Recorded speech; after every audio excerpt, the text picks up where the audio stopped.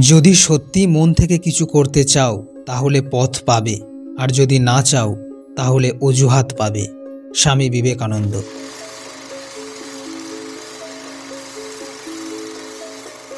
অঙ্কিত বাইয়ানপুরিয়া, অনেকেই ইনাকে চিনে থাকবেন, আর যারা ইনাকে চেনেন না অবশ্যই ইনাকে চিনে রাখুন। কিভাবে সৎপথে ও সরল থাকলে এবং লাইফে পরিশ্রম করলে এবং ব্রহ্মচর্য পালন করলে সাধারণ থেকে অসাধারণ হওয়া যায়, অঙ্কিত বাইয়ানপুরিয়া বর্তমানে তার এক জলজান্ত উদাহরণ। অঙ্কিত বাইয়ানপুরিয়া সাধারণ এক গরিব ঘরের ছেলে। তিনি ইন্টারনেটে ভাইরাল হতে শুরু করেন 75 ডেজ হার্ট চ্যালেঞ্জের জন্য। 75 ডেজ হার্ট চ্যালেঞ্জ, এই চ্যালেঞ্জে 75 দিন একজন ব্যক্তিকে 5টি নিয়ম পালন করতে হবে, আর এই 75 দিনের মধ্যে একদিনও যদি এই নিয়ম পালন না করা হয় তাহলে তাকে আবার প্রথম দিন থেকে শুরু করতে হবে। 75 ডেজ হার্ট চ্যালেঞ্জের 5টি নিয়ম হলো: নাম্বার 1, আপনাকে প্রতিদিন একটা করে নিজের ছবি তুলতে হবে। এর কারণ 75 দিন পরে আপনার এমন পরিবর্তন আসবে যার ছবি আপনি দেখে আপনি নিজেকেই চিনতে পারবেন না। নাম্বার 2, আপনাকে 2 বেলা 30 থেকে 45 মিনিটের এক্সারসাইজ করতে হবে। নাম্বার 3, প্রতিদিন কমপক্ষে 4 লিটার জল পান করতে হবে।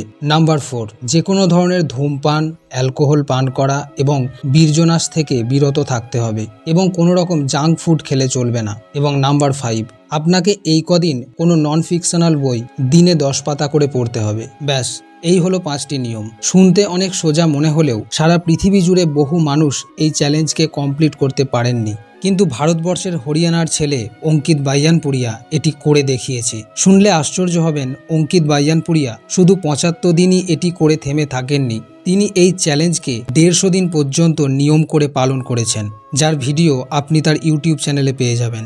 তিনি একটি ইন্টারভিউতে বলেন যে ছোটবেলা থেকে তিনি এই ওয়ার্কআউট প্র্যাকটিস করতেন এবং ব্রহ্মচর্য পালন এই চ্যালেঞ্জকে পূরণ করতে তাকে বিশেষভাবে হেল্প করেছে। ব্রহ্মচর্য পালন, ডেলি ওয়ার্কআউট তার শরীরকে পরিবর্তনের সাথে সাথে লাইফকেও বিশাল পরিবর্তন করেছে। এই ওয়ার্কআউট করার ফলে রাতে যেমন তাড়াতাড়ি ঘুম চলে আসে এবং এক সুন্দর গভীর ঘুম হয়, সেই সাথে খুব সকালে ঘুম ভেঙে শরীর চাঙ্গা হয়ে ওঠে। কিন্তু বর্তমানে আমাদের ঘুমের কোয়ালিটির কারণে চোখের নিচে ডার্ক সার্কেল, মাথা যন্ত্রণা, এমনকি মুড সুইংস বা খিটখিটে মেজাজের মতো প্রবলেম দেখা দেয়।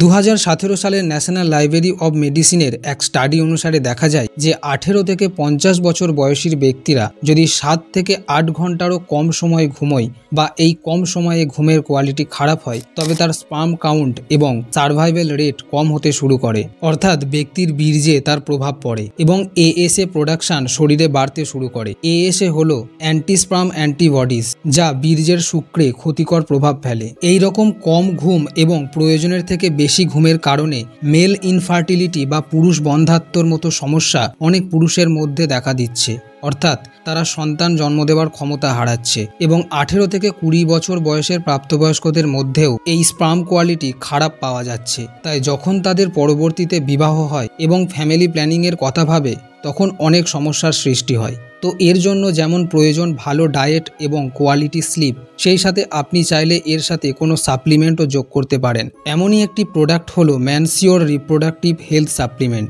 এটি 100% আয়ুর্বেদিক জড়িবুটি দিয়ে তৈরি, যেমন কোঞ্চ বীজ, যা স্পার্ম কাউন্ট এবং স্পার্ম প্রোডাকশনকে বাড়াতে সাহায্য করে। এছাড়া রয়েছে গোখরু বাড়া, যা স্পার্মের কোয়ালিটিকে বৃদ্ধি করে। সেই সাথে এতে রয়েছে শুদ্ধ শিলাজিৎ, যা স্পার্মকে সঠিক আকার দিতে অনেক ভূমিকা রাখে, যার ফলে এই সাপ্লিমেন্ট ফার্টিলিটিকে ম্যানেজ করার পাশাপাশি স্ট্রেস কমাতে এবং ইমিউনিটিকে বাড়াতে অনেক সাহায্য করে। আমি ডেসক্রিপশানে এর লিঙ্ক দিয়ে দিয়েছি, আপনি সেখানে গিয়ে প্রোডাক্টটি চেক আউট করতে পারেন এবং সেখান থেকে বাই করতে পারেন। সুতরাং বোঝাই যাচ্ছে আমাদের প্রতিদিনের খারাপ অভ্যাসগুলি কতটা আমাদের আগামী দিনগুলির জন্য বিপজ্জনক এবং ঝুঁকিপূর্ণ।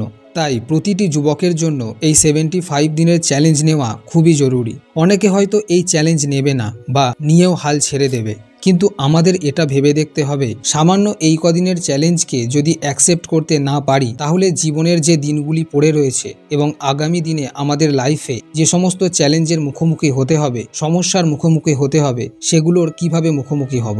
শেষে স্বামীজির এই বাণী দিয়েই শেষ করব: যদি সত্যি মন থেকে কিছু করতে চাও তাহলে পথ পাবে, আর যদি না চাও তাহলে অজুহাত পাবে।